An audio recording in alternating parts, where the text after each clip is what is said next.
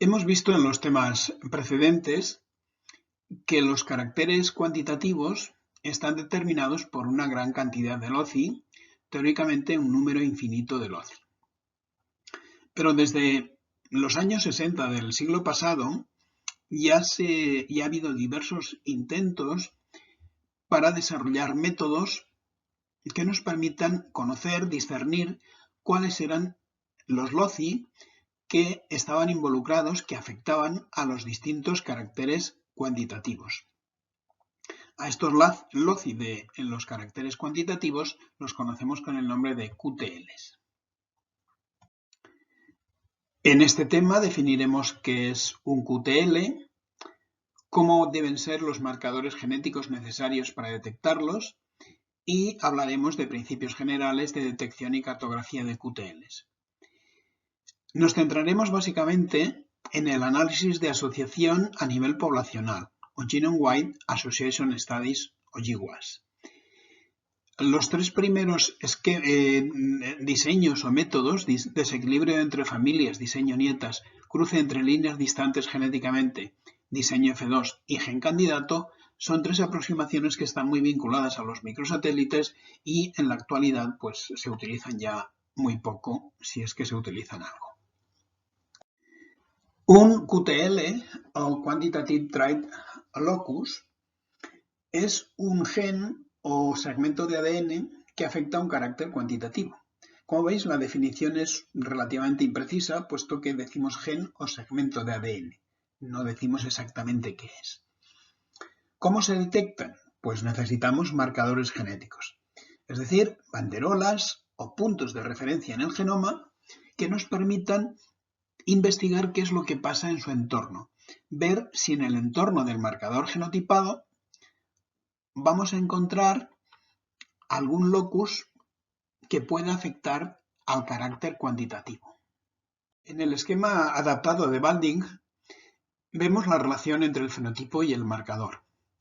Para ello hemos representado una cadena de ADN con una línea azul, donde imaginamos que existe en un punto determinado el marcador que hemos genotipado y que en su entorno más o menos próximo aparecerá un gen causal que en principio no observaremos, pero que tendrá efecto sobre el fenotipo.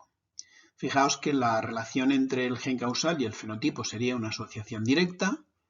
La asociación entre el gen causal y el marcador genotipado también sería una asociación directa. En cambio, la asociación que detectaríamos entre el fenotipo y el marcador genotipado sería una asociación indirecta.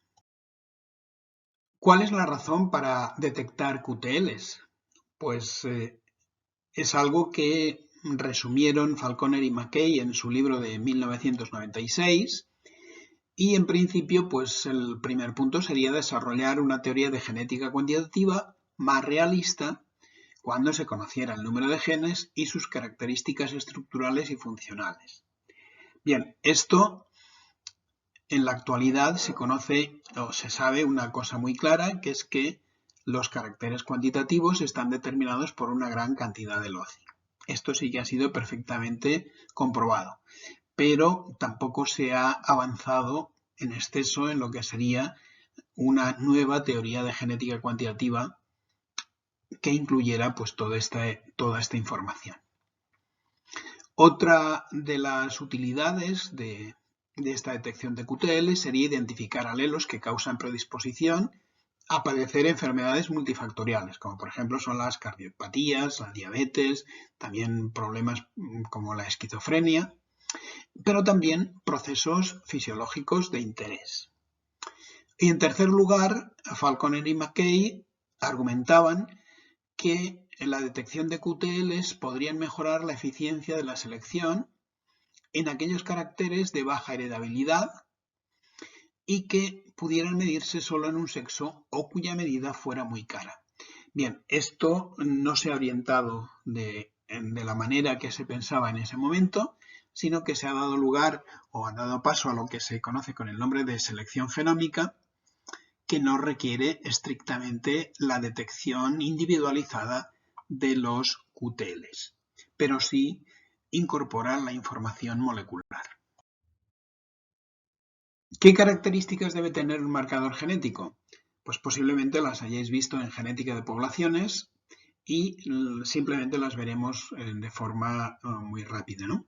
En primer lugar, deben presentar elevada variabilidad, especificidad para una sola zona del genoma, estar repartidos uniformemente por todo el genoma. Esto sí que es importante porque lo que hacemos es distribuir estos marcadores a lo largo del genoma y mirar qué es lo que pasa en su alrededor. Que sean neutros en principio, codominantes, abundantes y que deban estar asociados con los QTL. Lo que pasa que esto es algo que sabremos a posteriori. Los marcadores que se han venido utilizando, si nos vamos a digamos, a la segunda mitad del siglo XX, nos encontramos con marcadores del tipo polimorfismos bioquímicos, grupos sanguíneos, pero posteriormente, ya cuando dispusimos de análisis de ADN, pasamos a analizar polimorfismos de la longitud de los fragmentos de restricción. Posteriormente vinieron a finales del siglo XX los microsatélites y podríamos decir que el siglo XXI ha comenzado con los SNPs, los Single Nucleotide Polymorphism. Los SNPs sabéis que se han derivado del gran proyecto que fue el proyecto del genoma humano, la secuenciación del ADN de los humanos.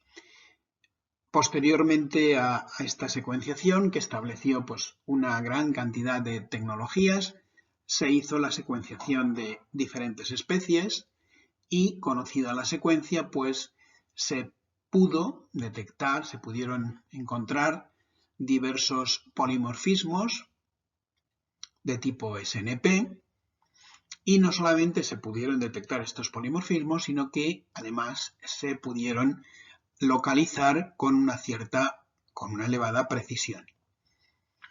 Precisamente esta propiedad de saber dónde está el polimorfismo y conocer la técnica de detección, estas dos características, han permitido un enorme desarrollo de los SNPs y también un enorme desarrollo de los estudios de QTLs.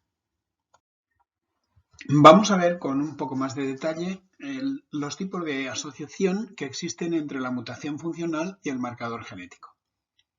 En primer lugar, nos podemos encontrar con marcadores directos que codifican la mutación funcional. Estos marcadores directos pues, son muchas veces difíciles de detectar y también de probar su funcionalidad. En segundo lugar, nos encontraremos con marcadores en equilibrio de ligamiento con la mutación funcional, pero a nivel poblacional, y que están ligados a la mutación funcional en algunas familias o en algunas generaciones. Como ejemplo de familias, os puedo poner el caso de un macho que es heterocigoto para un marcador y hacemos el seguimiento de la descendencia de aquellos individuos, es decir, miramos cuál es la media para un carácter métrico de aquellos individuos que reciben un alelo o de los individuos que reciben el alelo alternativo. Como ejemplo de generaciones, nos podemos encontrar o podemos crear poblaciones que son fruto del cruce entre poblaciones genéticamente divergentes que nos dan una F1. Esta F1 se aparea al azar entre sí y nos aparece una F2. Pues bien, en esta F2 se generan unas asociaciones entre marcadores y QTLs y mutaciones funcionales que pueden detectarse con técnicas o con razonamientos específicos. Este segundo punto está básicamente ligado a los análisis que se hicieron en la etapa de los microsatélites cuando estos se utilizaban como herramienta de estudio de QTLs. El uso que tienen este tipo de marcadores o este tipo de asociación se circunscribe a dentro de las familias. Finalmente nos encontramos con marcadores que se encuentran en desequilibrio de ligamiento poblacional con la mutación funcional. Sabéis que en inglés desequilibrio de ligamiento se conoce como linkage disequilibrium y las iniciales LD pues son las que nos indican esta condición. En este caso, la asociación entre marcador y mutación funcional es consistente a lo largo de toda la población, no solo dentro de familias, y el problema que tiene es que necesita una gran densidad de marcadores, lo cual en la actualidad pues, ha dejado de ser un problema, puesto que los chips de SNPs nos permiten este gran número de marcadores, tanto en la especie humana como en ratones, en monos, también en las especies domésticas y asimismo en las plantas que se utilizan en cultivo. Tengo que decir que lo que discutiremos en lo que queda se enmarca dentro de esta condición, de esta situación de marcadores en desequilibrio de ligamiento poblacional con la mutación funcional. Lo que nos cubre las técnicas relacionadas con los microsatélites pues son una serie de diapositivas que explicaré o que podré explicar a aquellos que estén interesados de forma personal y les explicaría a través de una tutoría. Por lo tanto, de esta diapositiva en la cual estamos, que es la número 6, pasaremos a la diapositiva número 20.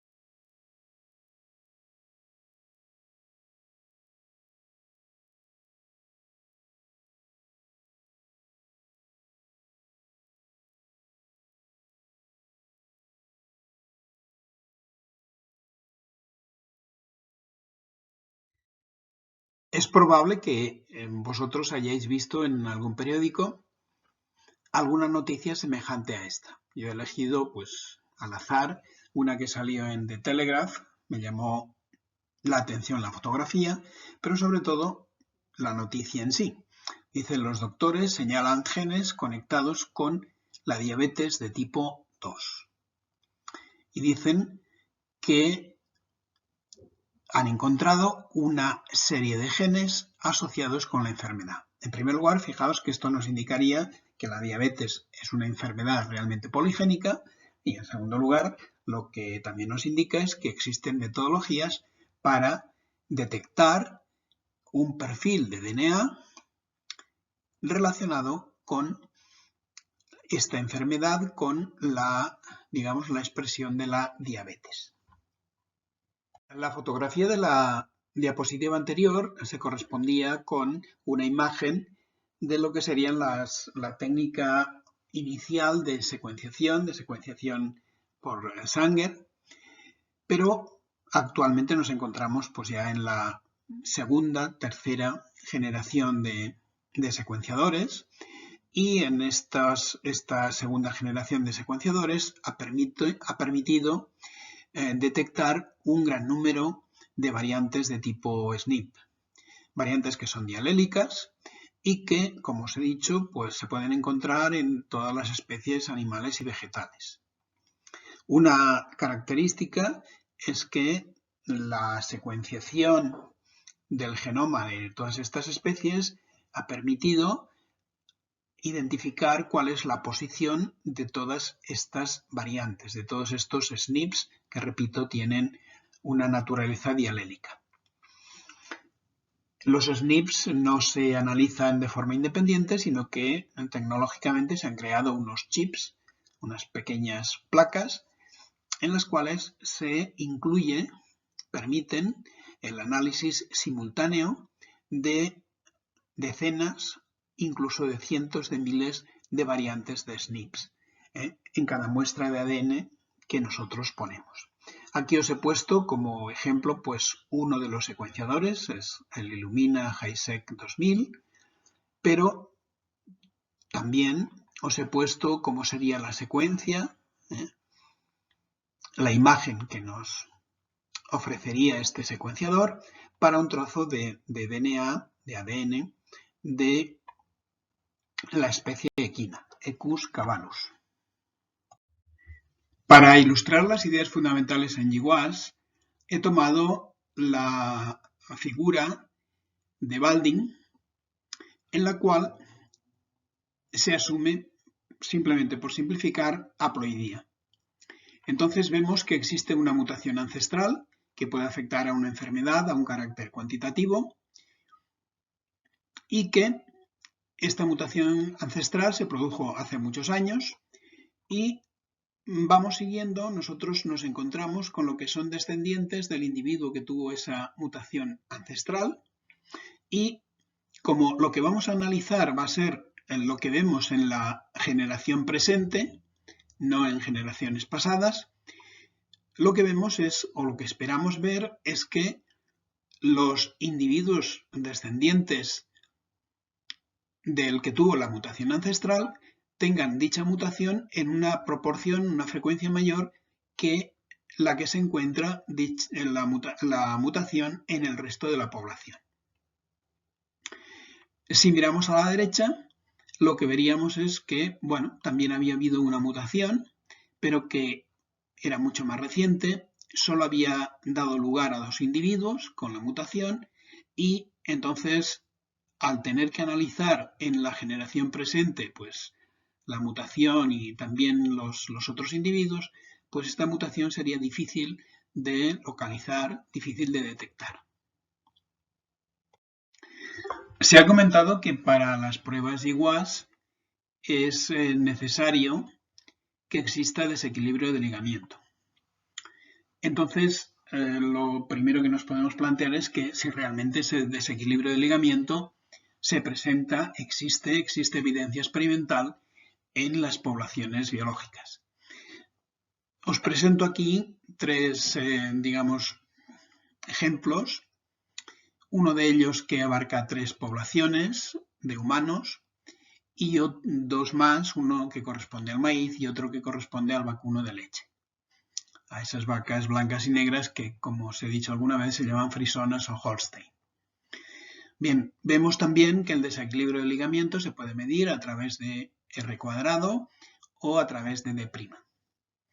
Si empezamos por la población o las poblaciones humanas, vemos que allí está representado el desequilibrio de ligamiento en 3 poblaciones, una de judíos askenazí, otro de caucásicos y otro de otra población de afroamericanos. Aquí lo que presentamos es, digamos, una media de muchas medias de desequilibrios de ligamiento en un conjunto de distancias que oscilan entre pues, 5 y 640 pares de bases y vemos cómo el desequilibrio de ligamiento es mayor cuando los LOCI, los SNPs, están próximos y este desequilibrio de ligamiento, como nos dice la teoría, se va rompiendo, va disminuyendo a medida que las bases, que los SNPs se separan. Esto mismo también se puede ver en el caso del maíz, donde pues en vez de hacer unas medias tantas medias de medias, aquí ponemos más datos y ponemos desequilibrios de ligamiento observados en función de la distancia. Vemos claramente que los LOCI que están muy próximos, el desequilibrio de ligamiento es muy superior, pero también vemos que hay LOCI que están muy próximos, SNPs que están muy próximos, que apenas presentan desequilibrio de ligamiento. No obstante, también se ve una tendencia a que el desequilibrio de ligamiento disminuya a medida que los SNPs están más alejados. Lo mismo se observa en las vacas, donde pues en la gráfica se ha trazado lo que sería una línea que representaría el gráfico general, donde se ve como también el desequilibrio del ligamento es muy fuerte en distancias cortas y va disminuyendo y al final pues tiende a estabilizarse en unos valores que son bastante bajos. Antes de llevar a cabo un análisis tipo GWAS, normalmente se hace un análisis preliminar que está relacionado con la calidad de los datos. Lo primero que se suele mirar o determinar es la MAF, Minor Allele Frequency, y esta se sitúa en 0,05. Lo que hacemos es eliminar aquellos SNPs cuya MAF sea inferior a este valor. Ello se debe a que los estudios de asociación solo presentan potencia estadística para variantes causales que sean comunes, no para las raras. El segundo punto que normalmente se mira es que el SNP presenta equilibrio Hardy-Weinberg, el cual se detecta bien a través de una G-cuadrada de Pearson o a través de un test exacto de Fisher. Se intenta que los SNPs tengan equilibrio o presenten equilibrio Hardy-Weinberg porque, caso contrario, pues nos indicaría desviaciones debidas a la consanguinidad, una estratificación de la población, selección, errores de genotipado que podrían dar pues, resultados sesgados. También es común que falten genotipos, sería el punto 3, ¿no? Entonces aquí se pueden hacer dos alternativas. Una, si faltan muchos genotipos de un SNP, puede que haya habido un error de genotipado y entonces se elimina como tal el SNP. Otra alternativa, que es menos frecuente, pero que a veces se utiliza, es la imputación. En este caso, si faltan pocos genotipos, lo que se hace es imputar, es decir, sustituir los genotipos faltantes por genotipos que predecimos basándonos en el genotipo observado de SNPs vecinos. Para ello, podemos conceptualmente, pues la idea es esta, pero para ello se han desarrollado múltiples métodos. Y un cuarto punto sería algo que no siempre se hace, porque muchas veces ya se asume como un hecho real, como hemos visto anteriormente, el desequilibrio del ligamiento. Pues como digo, también se puede hacer la medida del desequilibrio del ligamiento a través de las distancias R cuadrado o de prima, y también la estimación de las tasas de recombinación. Pero normalmente nos centramos en el análisis preliminar en los tres primeros puntos. ¿Cuál es la metodología básica en GWAS cuando nos encontramos que tenemos un carácter complejo, un carácter cuantitativo, del que conocemos su fenotipo y además conocemos pues, un gran número de SNPs? Y los genotipos pues, los podemos expresar en relación con el alelo de referencia, que suele ser el alelo de menor frecuencia, raro, entre comillas, y de forma que los genotipos pues, estén expresados en forma de dosis génica, 0, 1 o 2. Fijaos que lo que estamos representando en esta figura es que para el genotipo 0, pues tendríamos una serie de observaciones con su variabilidad. Para el genotipo que tiene heterocigoto tendríamos otra serie de observaciones y para el genotipo del alelo raro, pues obviamente pues cabe esperar menos observaciones. Entonces, ¿qué es lo que haríamos? Pues lo que haríamos es una regresión de los fenotipos sobre la dosis génica y entonces lo que nosotros obtendríamos sería el incremento que estaría asociado con aumentar un alelo, concretamente el alelo raro. Sería algo semejante a un efecto medio de sustitución.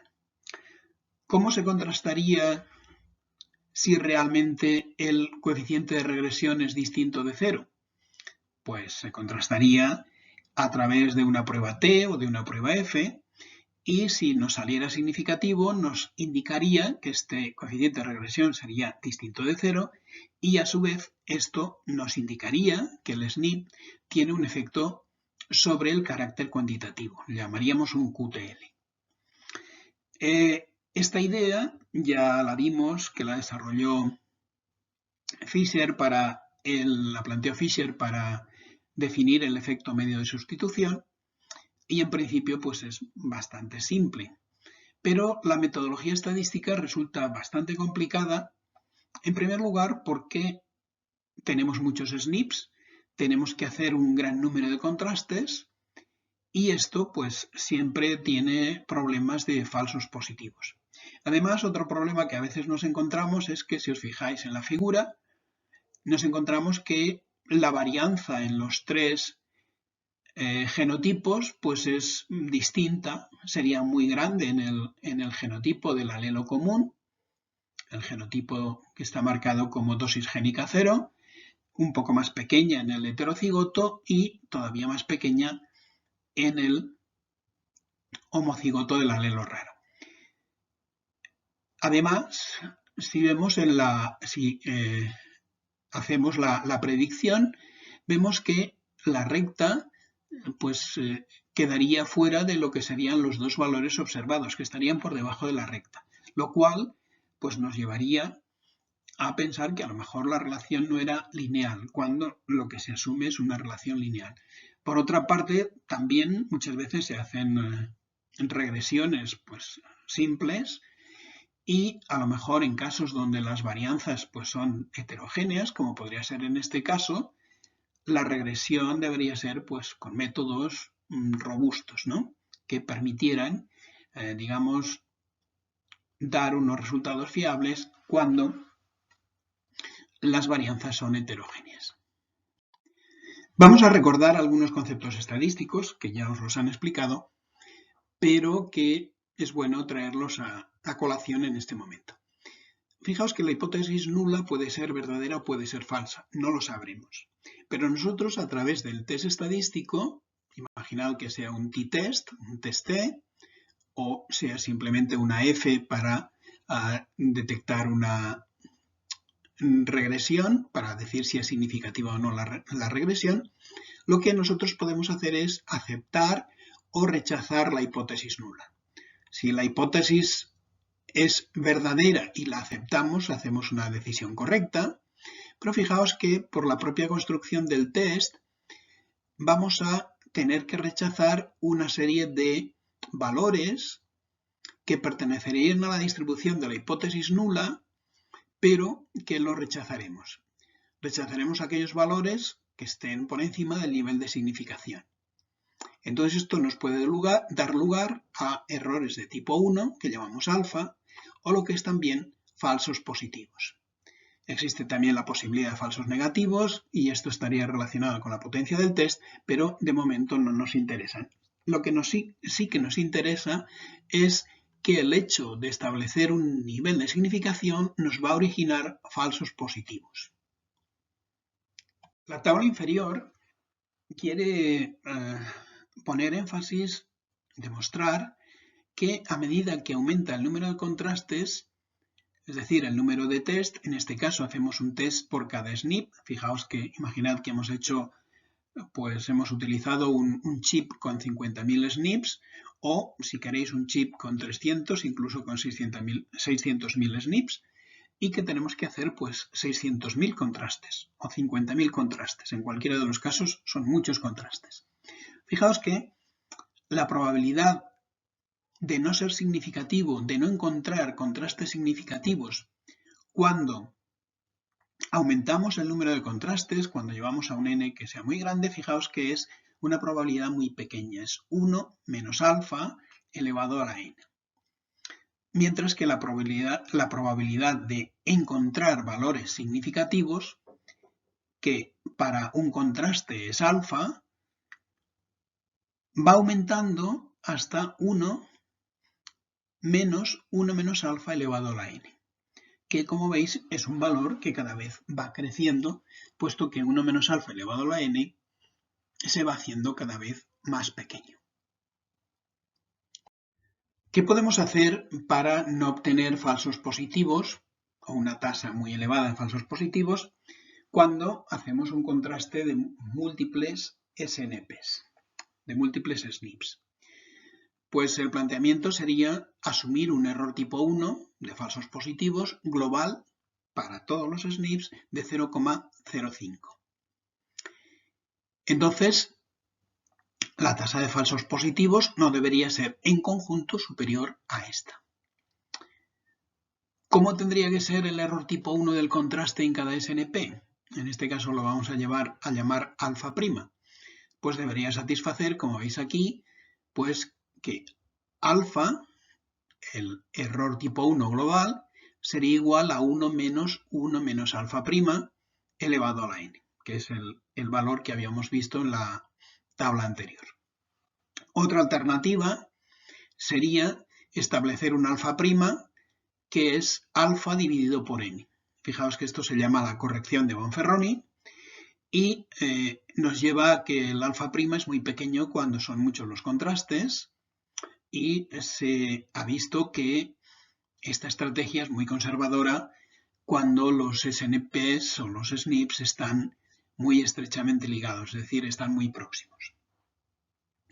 Una alternativa a esta corrección de Bonferroni es la que se conoce con el nombre de False Discovery Rate, que se define como la proporción de falsos positivos que encontramos entre todos los positivos. Bien, esto en principio no es fácil saber, pero sí que vamos a ver a continuación un método que nos limita esta proporción de falsos positivos. Este método se debe a Benjamin y Hochberg y consiste en lo siguiente. El método de Benjamin y Hochberg nos marca un p-valor que está corregido por la probabilidad de una tasa de falsos positivos. Los detalles y la deducción de este método los podéis encontrar en el trabajo original. Aquí simplemente pues, os daré, como veis, el ejemplo que dan los mismos autores, y lo que aquí veis es simplemente pues, es una copia de un trozo de su trabajo, y en el cual lo que nos dicen es que se han hecho 15 comparaciones. 15 comparaciones, cada una de ellas pues, nos ha dado un p-valor, son distintos caracteres, uno de ellos es la mortalidad, pero hay otros más. Y entonces, lo que nos dicen estos autores es que lo que tenemos que hacer es ordenar de menor a mayor los p-valores. Entonces veis que tenemos un p-valor que es 0,001, el siguiente 0,004 y fijaos que al final tenemos uno de 1. Si hiciéramos el contraste o el test de Bonferroni, la prueba de Bonferroni, lo que usaríamos sería 0,05 dividido por 15, que nos llevaría a que nuestro p-valor de referencia, nuestro alfa prima, sería 0,0033.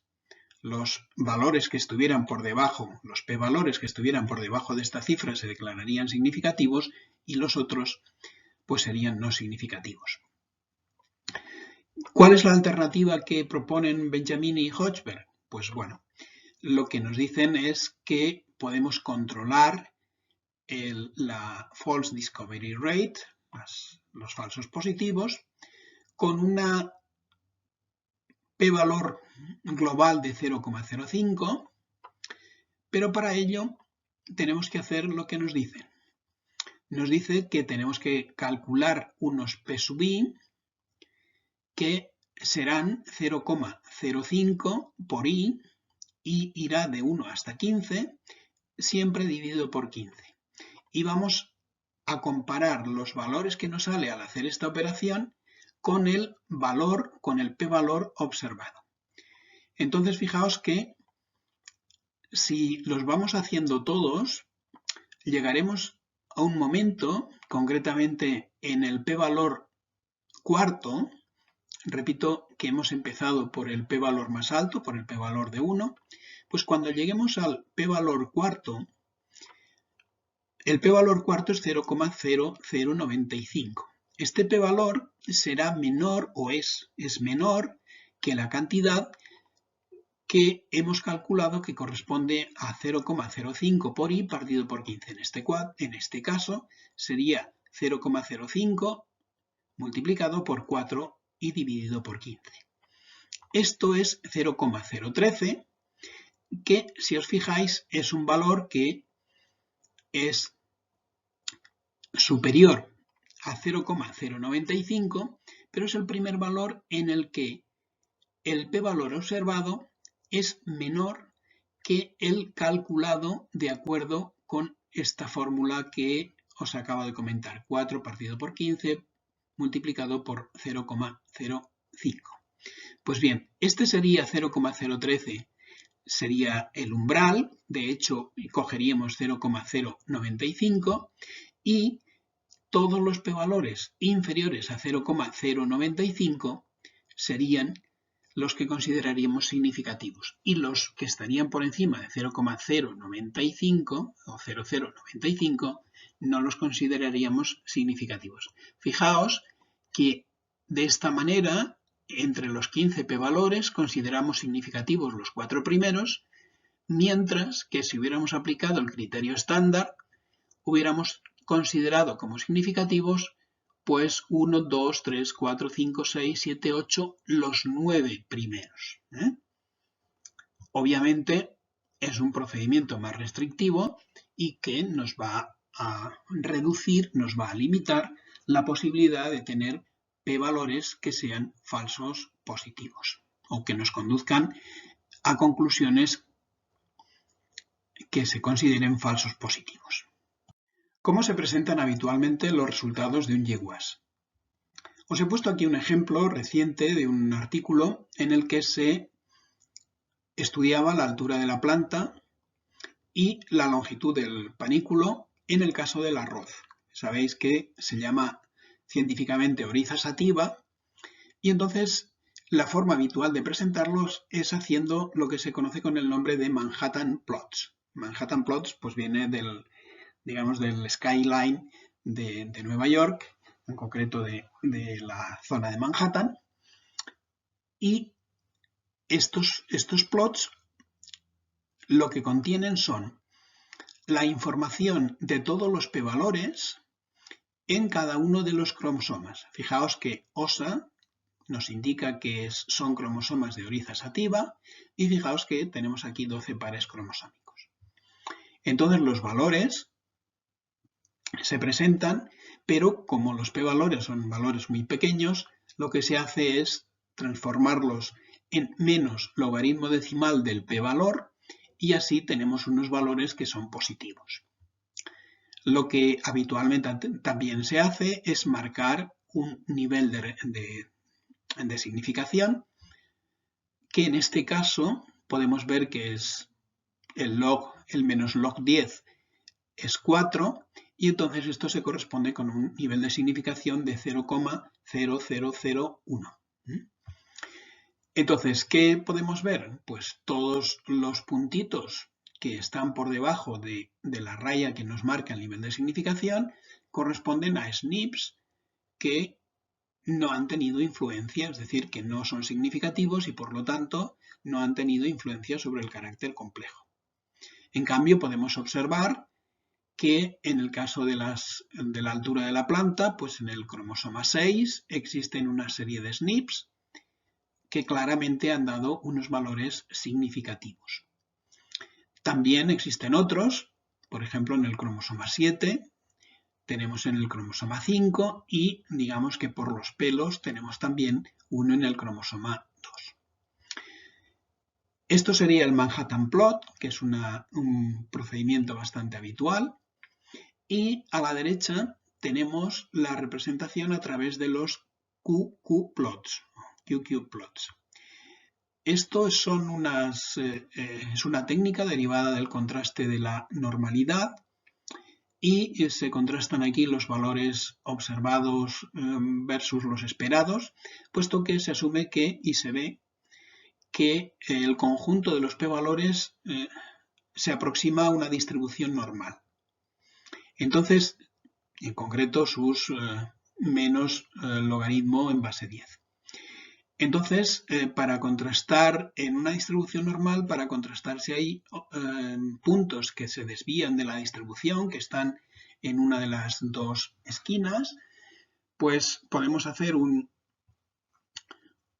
diagrama de tipo QQ-plot y vemos que las observaciones que se encuentran sobre la línea de referencia pues serían observaciones que, digamos, valores de P, en concreto logaritmos negativos de estos valores de P, en los cuales, pues, digamos, se encontrarían en lo que sería la distribución normal. Y en cambio tendríamos algunos valores, que son estos que se desvían claramente, que coincidirían con los que están detectados, por ejemplo, antes en el cromosoma 6, y que estos pues nos indicaría que estarían claramente fuera de esa distribución normal.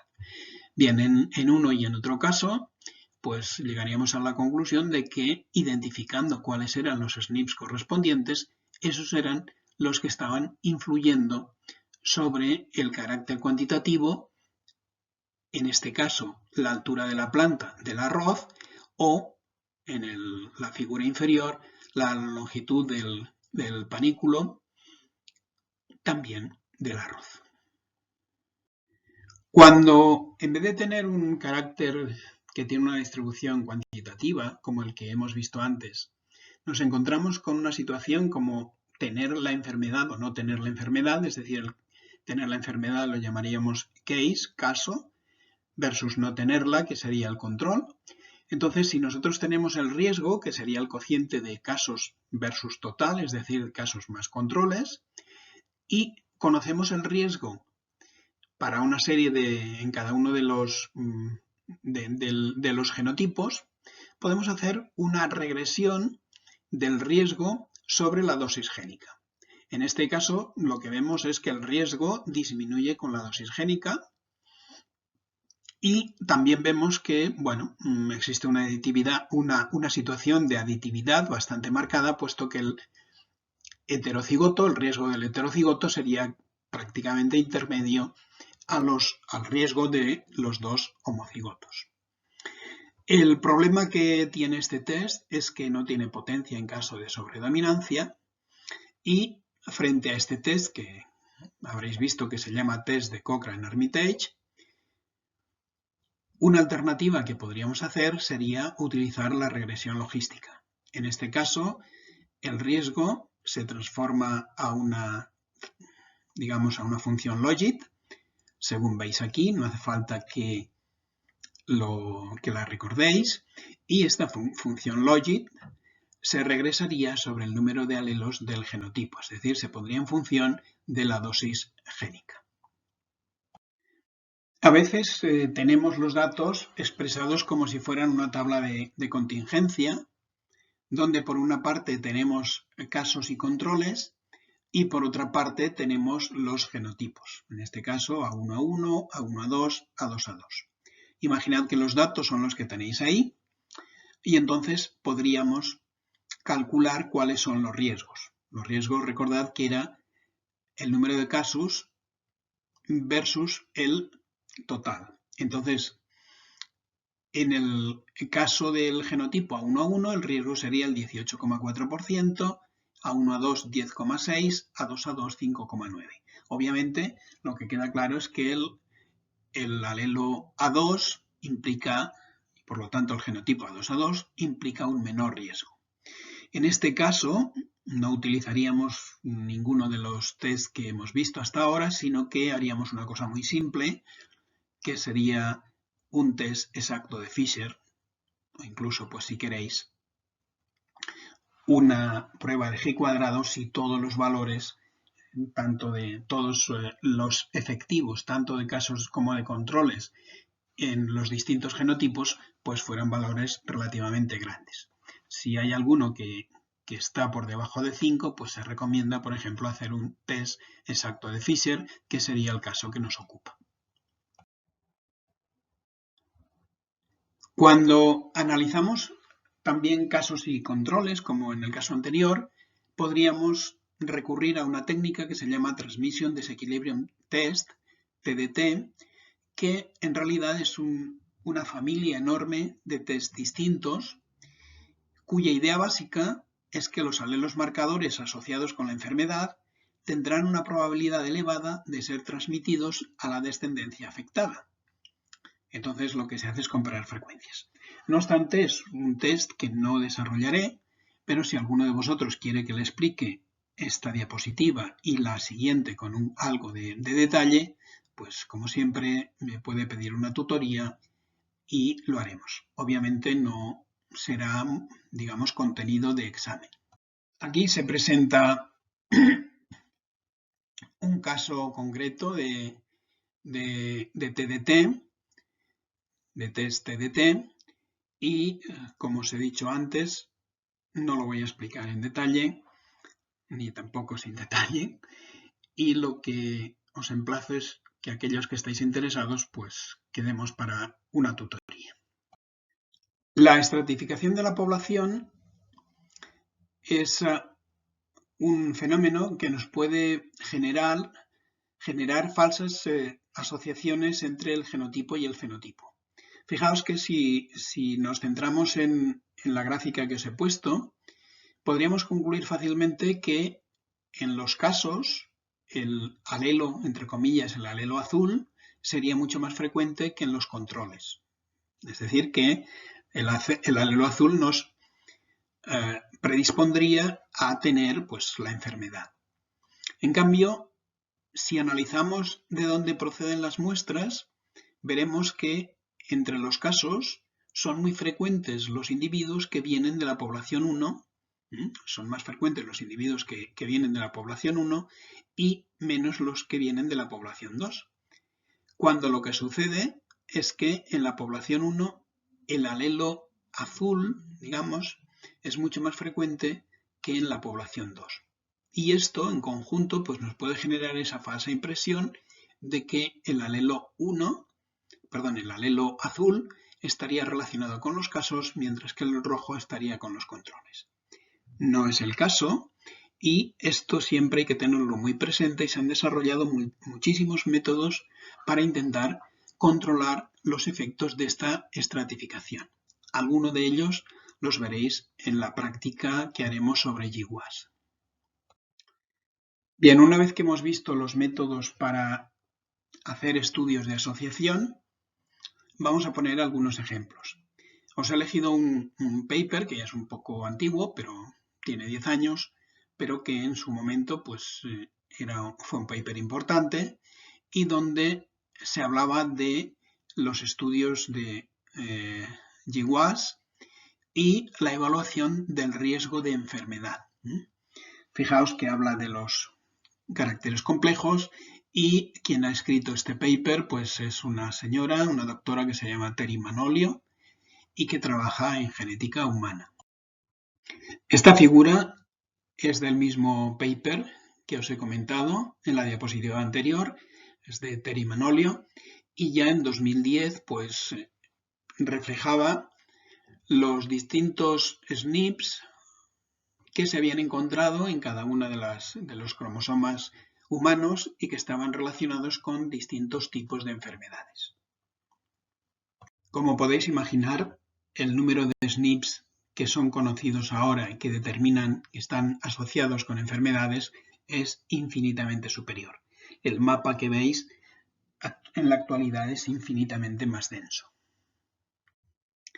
Aquí os he puesto un resultado de GWAS en vacuno de carne, también es del año 2010, y veis que el gráfico es digamos más rústico, es un Manhattan plot, pero un poco más rústico que los que hemos visto, mucho más recientes, y fijaos que lo que se estudia es el birth weight, es decir, el peso al nacimiento, weaning weight, sería el peso al destete, es decir, el peso del ternero cuando se retira de su madre, se separa de su madre, y el yearling weight, que sería el peso al año. Bien, vemos que en los 3 caracteres, en el cromosoma 6, se encontraría una zona donde existen distintos SNPs relacionados con los 3 caracteres. Probablemente fueran SNPs que estaban relacionados con genes del crecimiento. También podemos encontrar otros SNPs en una zona, por ejemplo, del cromosoma 12, aunque esto sería muy claro para el peso al año, pero no tan claro, por ejemplo, para el peso al destete. Y también, pues, para el peso al nacimiento, pues podríamos encontrar algunas zonas con SNPs que muestran una cierta, una significación y una influencia sobre el carácter peso al nacimiento, birth weight, que sería el gráfico de arriba. Después de muchos años de aplicación de las técnicas GWAS, es posible que ya sea el momento de hacer un balance de estas técnicas. Y de hecho, este balance lo podéis encontrar en un artículo que apareció el año pasado, que os recomiendo, de Tam y colaboradores. Está en Nature Review Genetics y lo podéis encontrar en la biblioteca de la Autónoma. Entre los beneficios, lo que sería el lado brillante del GWAS, pues fijaos que se citan aquí unos cuantos que me limitaré prácticamente a enumerarlos. Si queréis una explicación detallada, lo encontraréis en el artículo original.